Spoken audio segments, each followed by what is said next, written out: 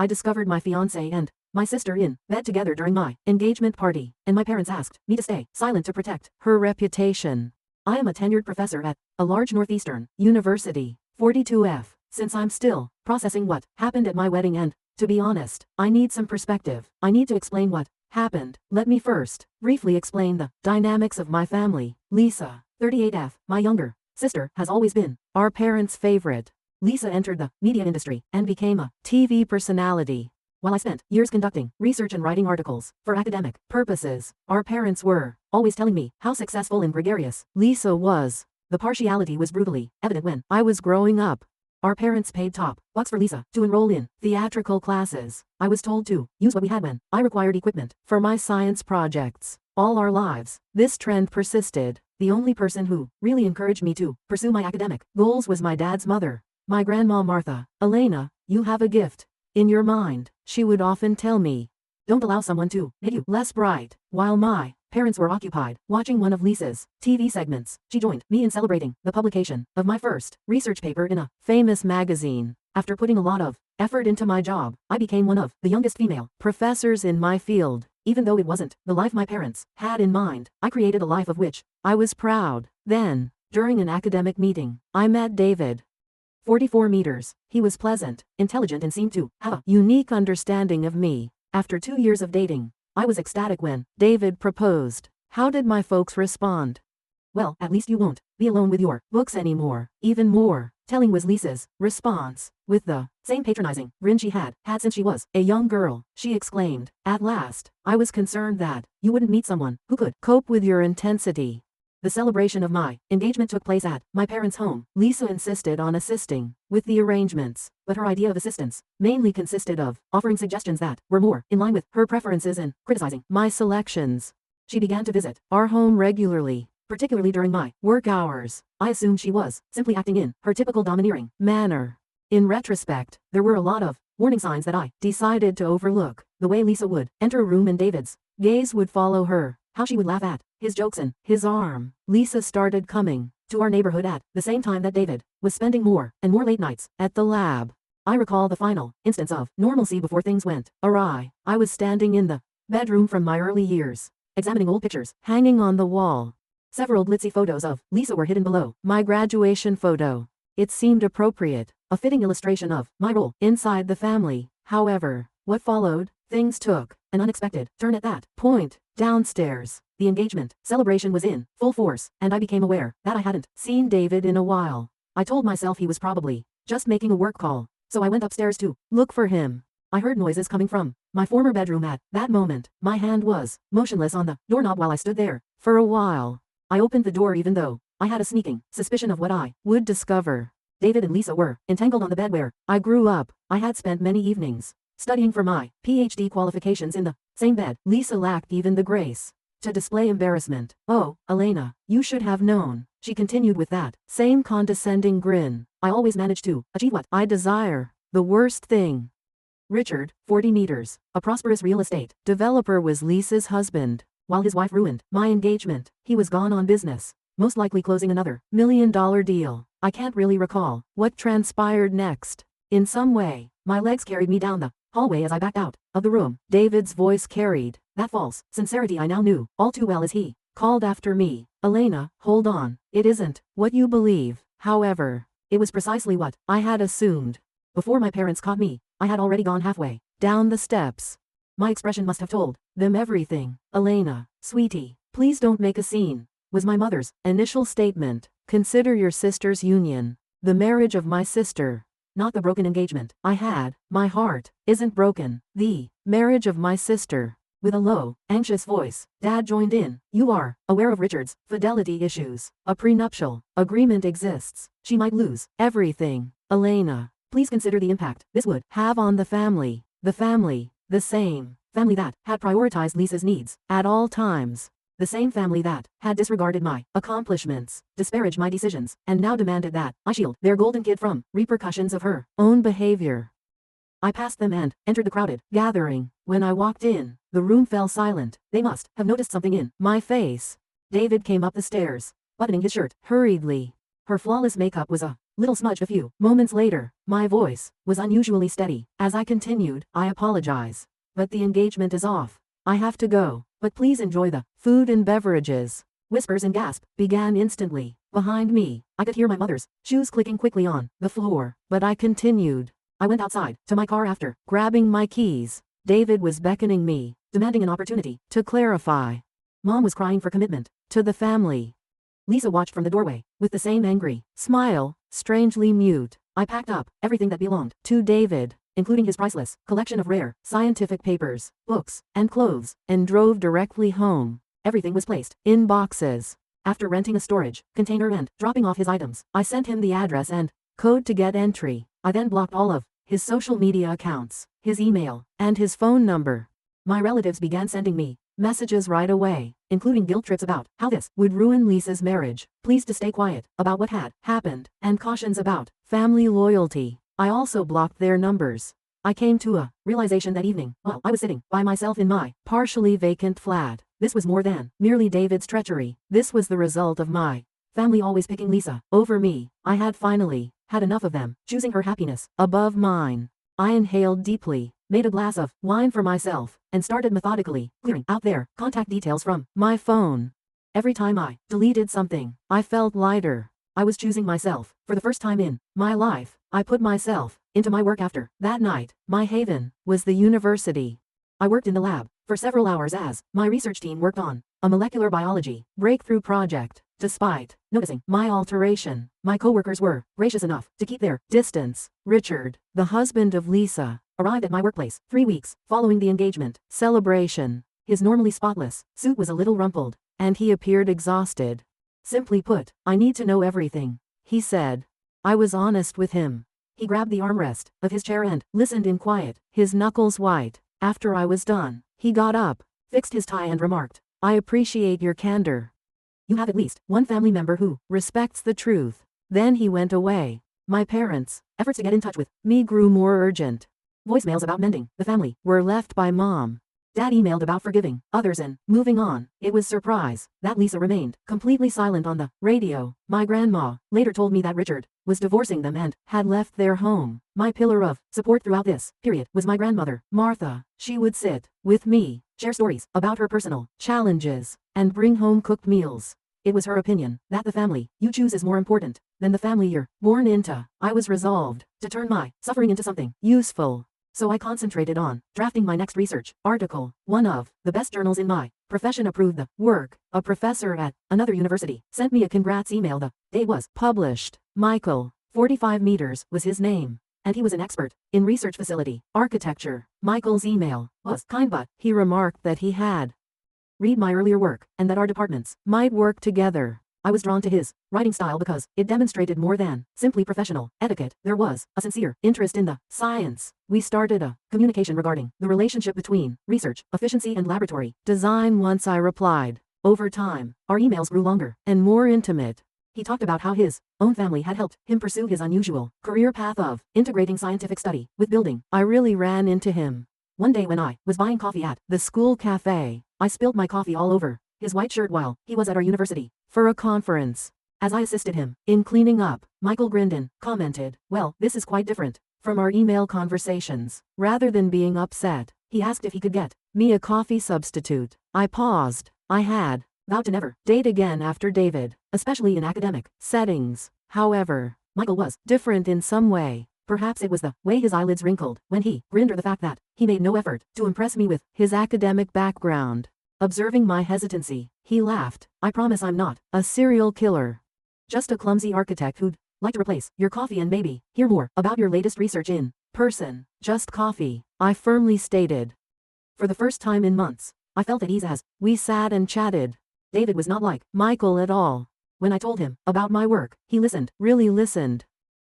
With refreshing candor, he told tales of his own endeavors, triumphs and setbacks. He asked if he might see me again before heading out to his next conference session. To my astonishment, I said yes. I sat in my office that night and gazed out over the campus. I felt hope, something I hadn't felt in a long time, when the quad was covered in long shadows from the sinking sun. Not only for a possible romance, but also for the chance to create a life that was mine, free from Lisa's persistent influence, and my family's expectations. My mother texted me, "Lisa is having a hard time." And my phone chimed. "Richard is acting irrationally. She requires her sister." I took a good look at the mail before deleting it, without replying. After being torched, certain bridges ought to remain burned. Rather, I opened my email and started composing a letter to Michael regarding a joint study project I was considering. I grinned as I typed, recalling how his eyes had brightened when we talked about the possibilities of multidisciplinary study. Perhaps, just possibly, this was the start of something genuine, something that was exclusively mine, unaffected by the poisonous relationships of my past. Update 1. 6 months have passed since my previous post regarding Michael, the architect I actually ran into at the campus cafe. Many of you requested an update. That coffee date ended up into something I never would have imagined. Following our first meeting, we began discussing our joint study project over video calls. Over time, these business-related conversations turned into lengthy discussions on anything from childhood dreams to beloved books. Michael found my passion for academics fascinating, in contrast to my family, who always considered it as a weakness. There was no plan for our first actual date. We met to go over the specifics of the project while he was in town for another conference. We both were aware that we were in a small Italian eatery close to campus, where we chatted and shared a plate of pasta until the waiters began stacking seats. I was particularly struck by how different he seemed from David.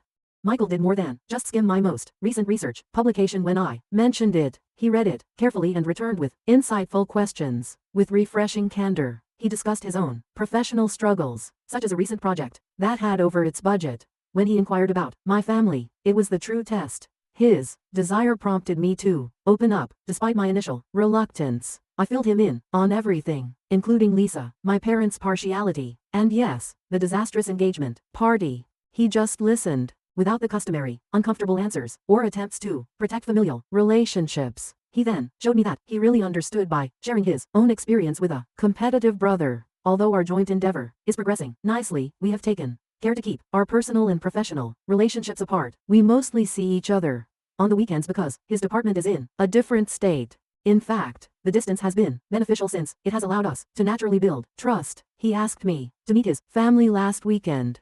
Considering my past, I was afraid, but it was not what I had anticipated. I was welcomed right once by his mother, Linda, who shared stories about Michael's early architectural efforts and showed me his awkward childhood photos. It seems that he once attempted to use his father's power to rebuild their garage. "We've heard about your research work," Linda said, pulling me aside, which was the most bizarre moment. "Michael is constantly praising your brilliance." It was expressed with sincere pride and interest rather than comparison or jealousy. I neglected to add that I recently received an offer at work that would allow me to work closer to Michael's university. It's a prominent position that would greatly boost my career. His initial reaction when I informed him about it was, "That's incredible. Describe the research opportunities in detail." I was ecstatic with my accomplishment and said nothing about what it meant for us. "I still haven't agreed to the job. I'm hesitant to make significant life adjustments for a romance after everything that happened with my family and David. However, knowing that Michael would be there for me no matter what, I feel for the first time that I can base this choice on what's best for my career." Last week, my grandmother Martha met him and approved of him. "Simply, he sees you," she said, "not who he wants you to be, but who you are." It has been quiet, to be honest, and I haven't heard from Lisa or my parents in months. Healing sometimes entails letting go of those who don't value you, even if they are family. Update 2. My last update regarding Michael was 3 months ago. I want to share this with the group who helped me get through my worst moment since a lot has transpired. I agreed to work at the university close to Michael's. The change was welcomed by my research team, and we have established a method for remote communication. The main reason the transfer has gone smoothly is that I took my time and properly planned everything. Last weekend the most significant change occurred. I was in Michael's kitchen, preparing dinner with him. Instead of the butter I expected, he was holding a little box when he turned back to retrieve something from the refrigerator. He didn't get down on one knee or give a long speech. "You know how we've been talking about combining lab design with research efficiency." He added instead, "Well, I've also been considering our lives. What are your thoughts?" The ring was very different from the gaudy one David had given me. It was exquisite and simple. Michael's following statement, "I know your work is important to you," truly touched me. A matching desk lamp is included with the ring for use during late-night research sessions. "Yes," I said, simultaneously crying and laughing. we are invited to an engagement celebration by Michael's parents. Regarding it, Linda has been kind, often asking if I'm okay with the plans. Michael immediately offered that we forego the party entirely when I hesitated. However, we're having a small gathering, just close friends and family, because I don't want my past to control my future. Richard, the ex-husband of my former sister, sent me an unexpected email. He said he's doing well with his new companion and praised me. He appears content now that the divorce is official. Hearing from him was strangely therapeutic. Martha, my grandmother, is overjoyed. She gave me a hug and muttered, "This one's a keeper." After I showed her the ring. She is correct. The small things, like how he turned one of his spare rooms into a makeshift home office for me with a whiteboard for research notes, are what show how much Michael cares. Somehow, most likely through extended family, my parents learned about the engagement. Mom left a voicemail stating that they would like to participate in the celebration and make amends. I have not answered. It's preferable to keep some doors closed. Update 3. My engagement update was 2 months ago, and I wish I could report that everything has gone well since then. I must convey the unexpected turn the wedding preparations have taken. At the lakefront home of Michael's family, we were organizing a small ceremony. Linda has been fantastic. She has always respected our wishes while assisting with arrangements. Only family members, close friends and co-workers who truly support us were on the carefully picked guest list. Then I got an email yesterday that really chilled me. According to what my mother wrote, she and Dad decided to invite Lisa to the wedding. Their logic? She's your only sister, and families should be together on special days. I called Michael right away. "Whatever you want to do, I'm with you," he answered before I could even articulate my panic. "We have the day, not them." I was able to think clearly thanks to his cool backing. When I told my grandmother Martha, she became enraged. "After everything they've done," she said, "they have no right." I knew I had to deal with this on my own, but she offered to run interference. Before sending it, I wrote and revised my response multiple times. "Mom and Dad, I made it very plain that I didn't want Lisa to attend my wedding. This cannot be discussed. You won't be accepted, either, if you're unable to respect this barrier." Elena, their reaction was expected. About family togetherness, Mom called in tears. Dad wrote a long email about forgiving others and letting go. They even had some family members contact them on their behalf. Michael has had tremendous support from his parents during this time.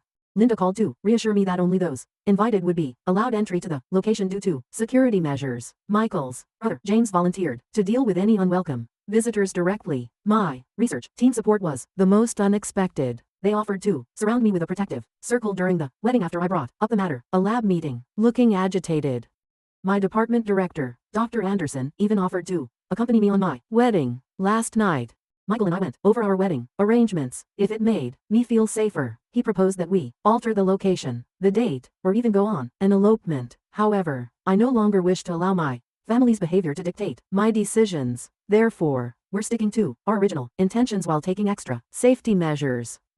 Individual QR codes will be included in the invitations. Security will be in place at the location. And most importantly, our chosen family and real friends will be present to support us. Last weekend, my grandmother assisted me in choosing my wedding gown. She said something that made me cry as I stood in front of the mirror. "Dear, you're gleaming because you're at last free to be who you are, not because of the outfit. Though I'm more resilient than I was previously, I'm still anxious about what Lisa might try. There is more to our wedding than just Michael and I becoming husband and wife. It's about choosing genuine love over poisonous familial relationships, happiness over drama, and tranquility over upheaval."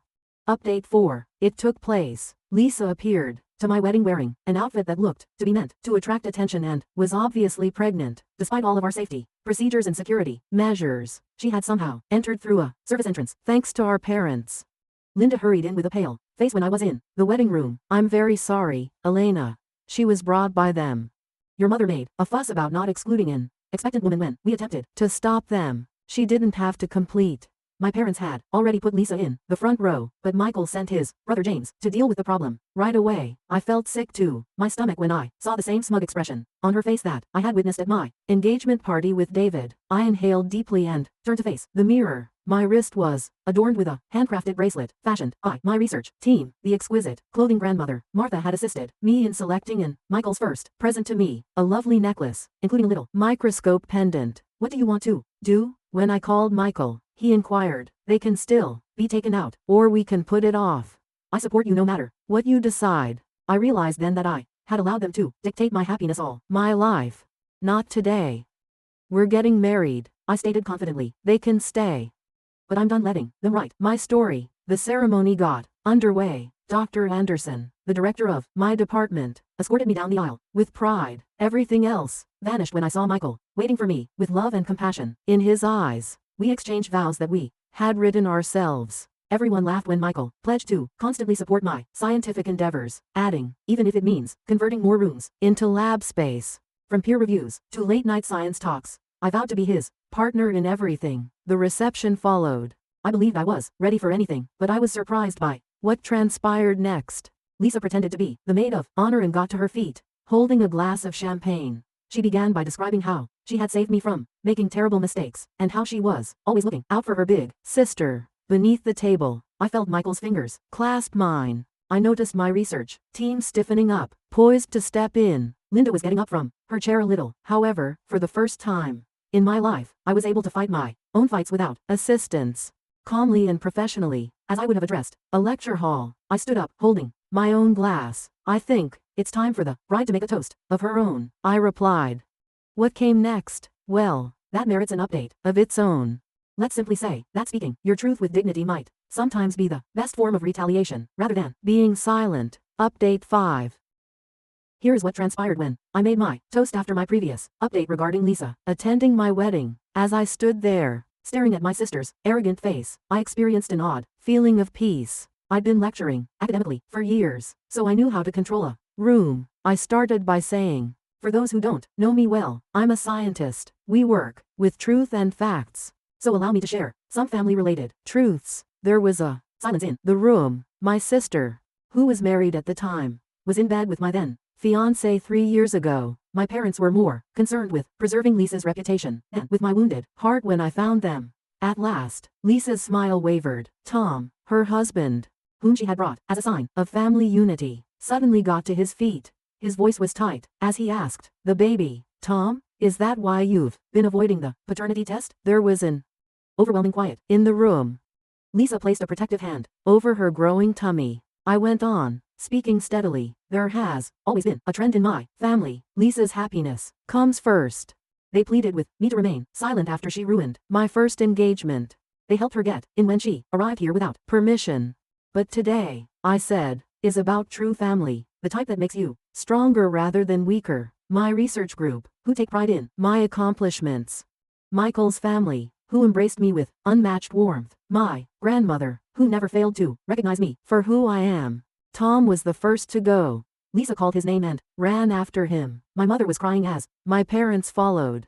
The room's atmosphere abruptly lightened when the door closed behind them. Then my grandmother got up and held up her glass, in her own words, to Elena and Michael, to truth, to real love, and to the family we choose. The remainder of the reception was excellent. Everyone relaxed without the burden of pretense. My study team secretly practiced a surprise dance, which they performed. I found out the following morning that Tom had requested a paternity test and filed for divorce. For once, I didn't feel obligated to assist in picking up the pieces when Lisa's meticulously constructed world fell apart. Update 6. A year has passed since my wedding and the amazing things that happened there. I wanted to give the community that helped me through everything one last update because so much has changed. Michael and I are expecting our first child, which is the major news initially.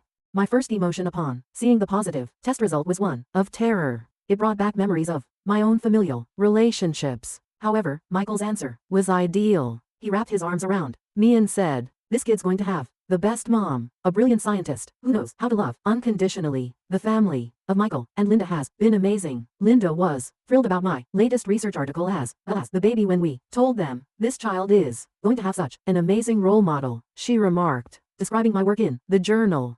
I've heard tidbits of information regarding Lisa's situation from my grandmother, Martha. Tom's suspicion that the baby wasn't his was validated by the paternity test. She is currently trying to start again while living with our parents. The reality of being a single mother has replaced the lifestyle and fancy clothing. I occasionally have a slight sense of sadness, not precisely guilt, for the way things turned out.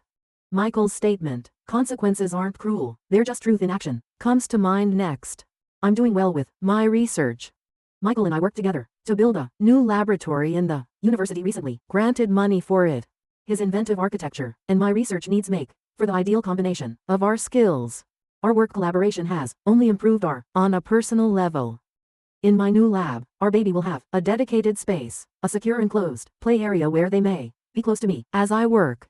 Michael created it himself, adding all the safety features he could think of while still making it engaging for a child's growth. My circumstances haven't changed much, but I no longer feel the need to compete for attention or prove myself. In our household, there is no hierarchy of love or success, only mutual understanding, support and sincere joy in one another's accomplishments. Grandmother Martha, who is thrilled to be a great-grandmother, comes to visit frequently. She's already crocheting the baby little lab jackets while entertaining us with tales of my own early science projects. Even now, my parents still make an effort to connect, generally through family. I'm not ready, but they want to be involved in their grandchild's life. Some wounds require real change rather than just time to heal. As I reflect on my path, I see that responsibility or blood relationships aren't the key to creating a life. Is about people that love you for who you are, celebrate your happiness, and encourage your aspirations. I want to express my gratitude to everyone who supported me and followed my tale. Although life isn't flawless, it is genuinely and delightfully mine.